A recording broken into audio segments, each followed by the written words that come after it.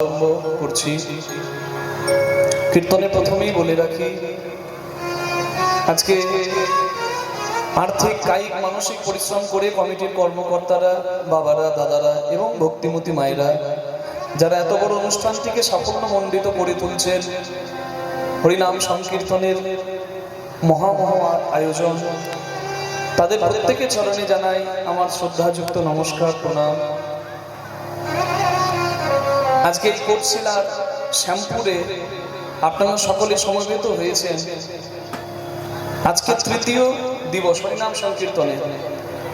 প্রথম দিন বৃষ্টিজনিত কারণে, বৃষ্টির জন্য, প্রাকৃতিক দুর্যোগের জন্য লীলা কীর্তন, হরিনাম সংকীর্তন হয়নি। গতকাল আপনারা শুনেছেন আর আজকে আপনারা এসেছেন।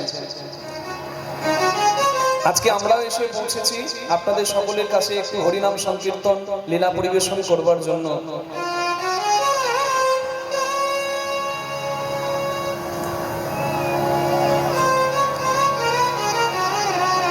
আমাদের সঙ্গীত, আমাদের হরিনাম, আমি মনিটরে কিছু শুনতে পাচ্ছি না, সব আউট থেকে পাচ্ছি।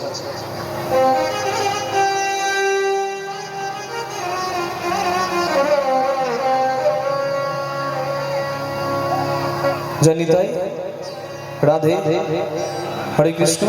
ঠিক আছে,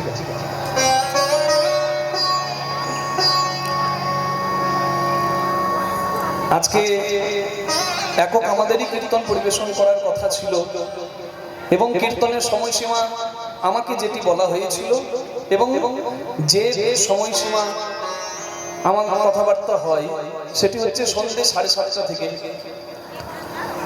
এবং সেটি 10:30, 11টা পর্যন্ত যেমন কীর্তনের একটা সীমা থাকে, লীলা কীর্তন হবে। এখন সমস্যা হয়ে গেল, যেহেতু দুটি দলের কীর্তন হচ্ছে এখানে, এখন একটা দল তারা কীর্তন পরিবেশন করলেন, আপনারা শুনলেন নূপুর বন্দ্যোপাধ্যায়ের কণ্ঠে। এরপর আমাদের সমস্যা হয়ে গেল, আমাদের সকালে গিয়ে আসর ধরতে হবে সিঙ্গুরে,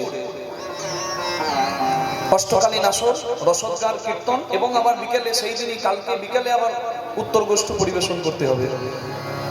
আমি সেই কথা কমিটির বাবাদের বলেছিলাম যে আমার হাতে সময় যদি না বাধা না থাকতাম তাহলে ভোর 3টে পর্যন্ত কীর্তন করতে আমাদের কোনো অসুবিধা নাই। কিন্তু এমন একটা পরিস্থিতিতে, মানে আমার কপাল মন্দ না হলে এটা আমি কিছু বলবো না, আমাদের কোনো দোষ নেই, আমরা ঠিক সময় এসেছি, ঠিক লীলা 11টা পর্যন্ত, 11:30 পর্যন্ত।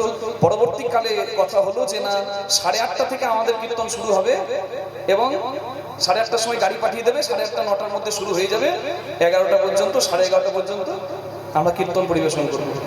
এখন আমাদের কীর্তন আমরা রেডি হয়ে আছি 8:30 থেকে, এখন পরিবেশনের জন্য আমাদের ডাক এসেছে প্রায় 9:30 পরে, প্রায় 9:45টার সময় শুরু করতে হলো। এখন জানি না কতটুকু আপনাদের সময়সীমা ধরে আস্বাদন করাতে পারবো, সময় দেখে বিচার কেউ করবেন না। লীলা কীর্তন যতটুকু সময় এসেছি আমরা পরিবেশন করব, আপনারা কৃপা করে আমাদের আশীর্বাদ করবেন।